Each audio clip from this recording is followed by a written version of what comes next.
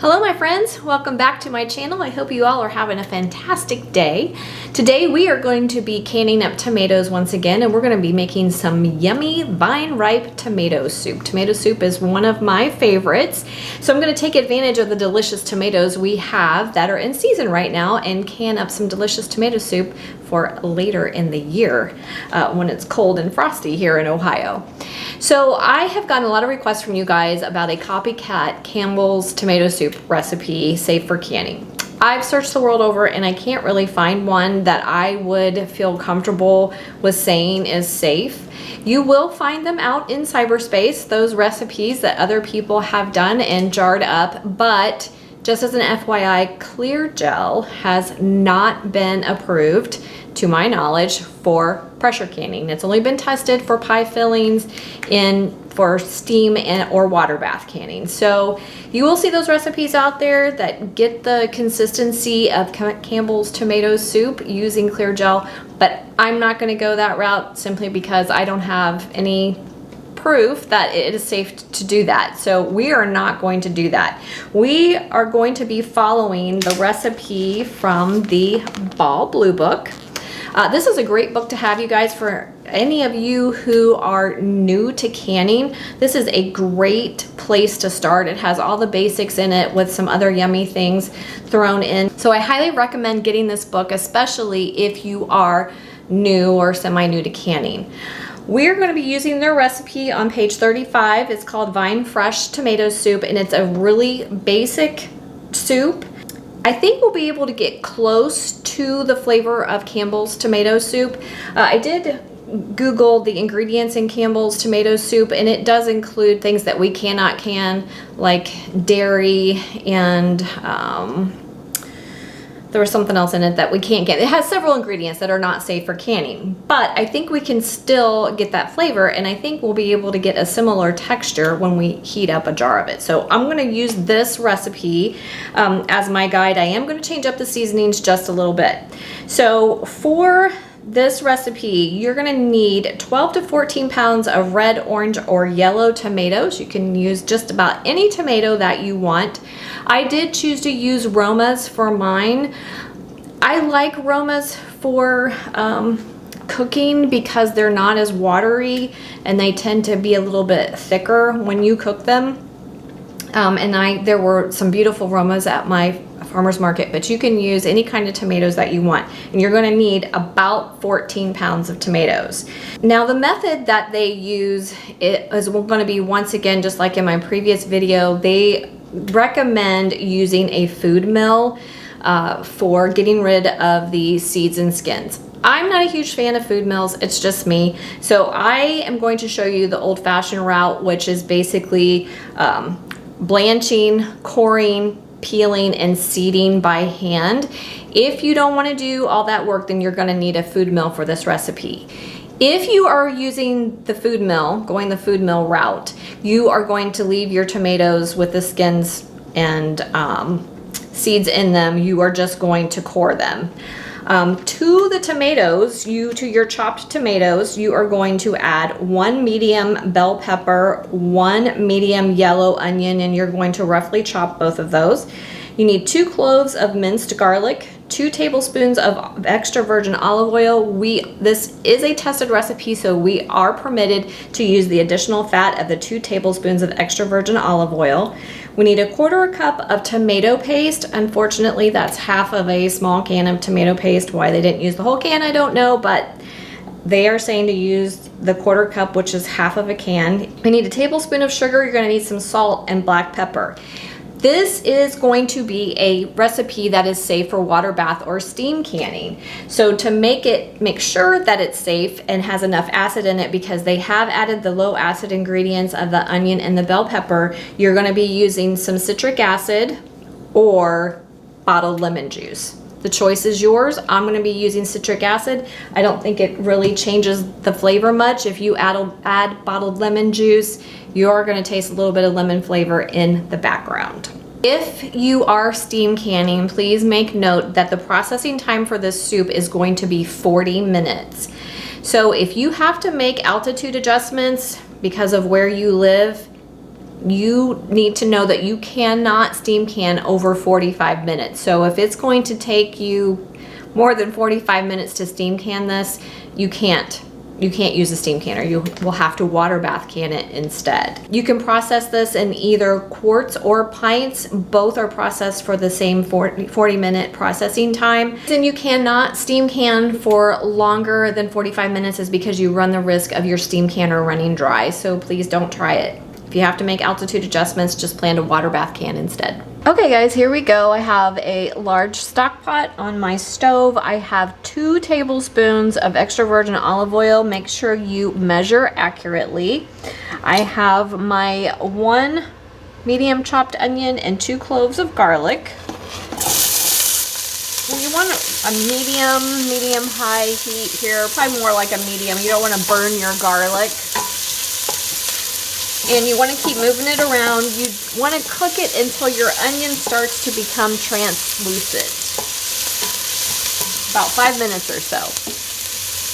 Our onions have started to soften and turn translucent. So now we're going to add the 1 red bell pepper, coarsely chopped.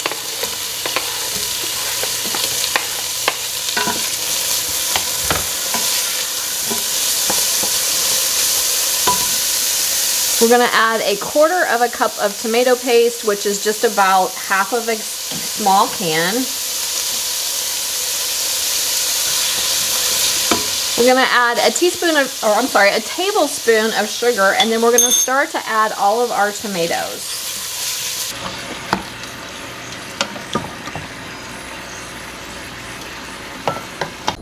All right, once you get all your tomatoes in there, we are going to cook this mixture covered. They want us to put a lid on it, cook it covered until the tomatoes start to break down and soften, and it's going to take about 30 minutes. They will also start to thicken. So I'm just going to give it a good stir. I'm going to turn my heat up to high, and then I'm going to reduce it to a simmer, and I'm going to simmer it for about 30 minutes. Okay guys, after 30-ish minutes, 45 minutes or so, you just want your tomatoes to start to break down and all your veggies to be nice and soft. You'll start seeing a lot of juice. At this point, we are ready to blitz it. Now, because I peeled, seeded, and did all that to my tomatoes, I'm just going to use a hand blender to blitz my soup. If you left your peels and seeds, the peels on and the seeds in, at this point is when you would use the food mill. I'm going to go ahead and use my hand blender and turn my tomatoes into tomato soup.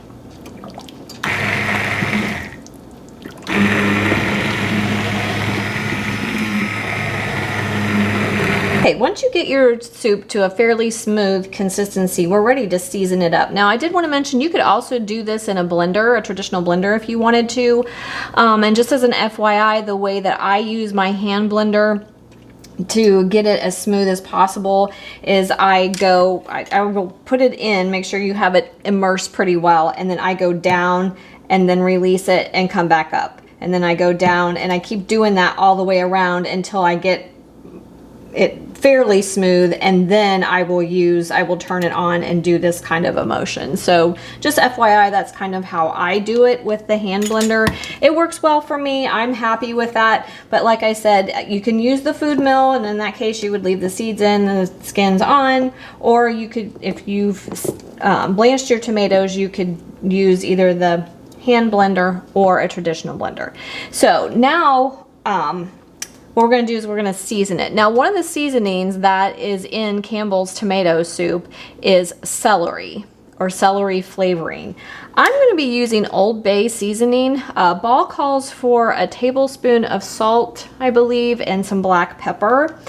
But I want to try to add a little more flavor. You can safely use any dried spices that you like. So if you wanted a basil flavor in the background, you could use dried basil. But the sky's the limit with dried seasonings. But I like Old Bay because it has celery salt in it. So we're going to get some of that celery flavor. It also has some red pepper, black pepper, and paprika in it. So it's going to add a little more flavoring for me. I'm going to add about 2 tablespoons of it, and then give it a taste and see if I like it. See if we need to add anything else. And then I'm going to add some black pepper.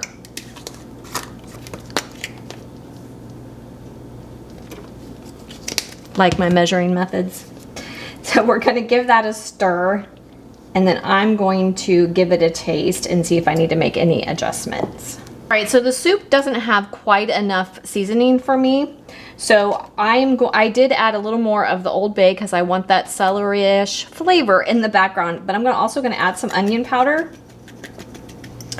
and some garlic powder. But all that's to taste. Do what makes you happy. So we're just going to let this cook a little bit longer, about an additional 15 minutes. While that's happening, I'm gonna get my canner and my jars ready. I have 3 quarts of water in the bottom of my canner according to my manufacturer's directions.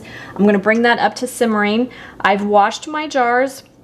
And my lids, modern canning guidelines state we do not need to pre-sterilize jars and lids if we're processing for 10 minutes or more, and we are going to be processing for more than 10 minutes.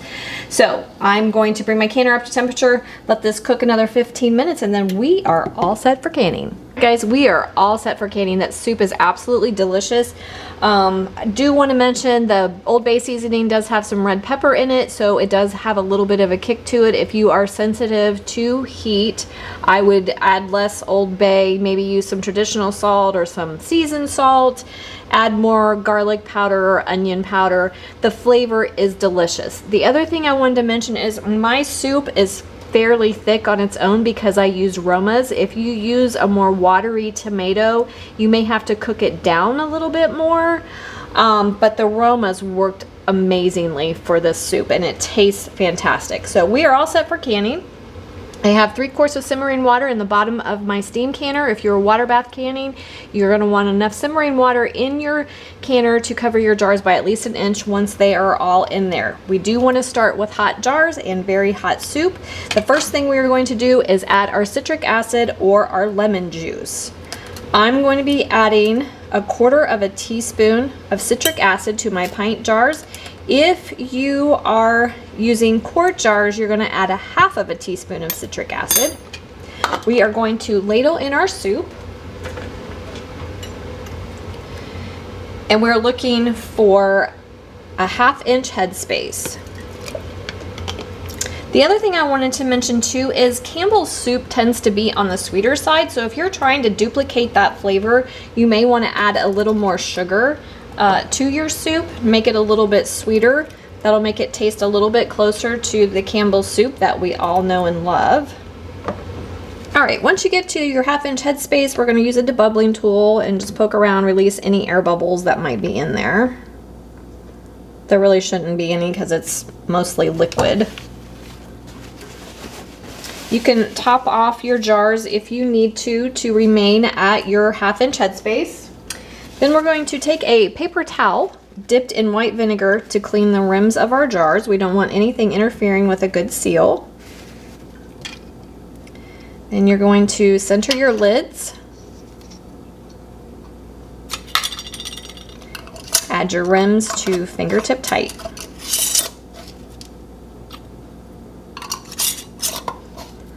And in the canner they go. They look beautiful. Look at that. Yummy. Okay guys, my canner is full. For those of you who are steam canning, again, you cannot steam can longer than 45 minutes, so be aware of that. You have a dial gauge on top of your canner. Once you get in your green zone, you can start your 40 minutes processing time. If you are water bath canning, you want to make sure your water comes to a full rolling boil before you start your processing time. Also make sure the water covers your jars by at least an inch. Once you reach the correct temperature to start your processing time, you want to adjust your heat just to maintain that. You don't want it boiling too vigorously throughout the canning process. So process for 40 minutes and then we'll come back. Okay guys, we are all done. I got 8 beautiful pints of absolutely delicious tomato soup. Now the flavor is obviously going to depend on your tomatoes and the seasonings you use, but I think that this is every bit as good as Campbell's, in my opinion. Couple of things. It's not going to be as smooth as Campbell's. We're using fresh tomatoes here. If you read the back of the Campbell's jar, they are using tomato paste, I believe, for theirs. But I think the seasonings are really nice. Again, I want to mention if you're going to use the Old Bay to get the celery component because they use celery extract in their soup. It does tend to have a little bit of a kick to it. I was kind of regretting putting because I was kind of experimenting with the seasonings as I was doing my video. I kind of regretting putting the last bit in. So for this batch, I would recommend starting with a tablespoon. If you want more of that celery flavor in the background, I would switch to using either celery salt or celery seed you could use. To get that flavor, but I think the Old Bay is delicious, but it just adds a little bit of kick, so just know that. And again, you could use whatever seasonings your heart desires. I do want to mention, because this is water bath canned, please measure your ingredients carefully, especially the low acid ones. The pepper and the onion, they didn't really give specific amounts other than a medium pepper and a medium onion. Try to make sure you're sticking to medium-sized vegetables, and make sure you are acidifying either with the lemon juice or the citric acid. I demonstrated using the citric acid. The instructions for using lemon juice will be in the description box below my video. So if you have any questions or comments, please leave them for me in the comment section. Don't forget to like, subscribe, and share, and I will see you next time. Have a fantastic day, you guys.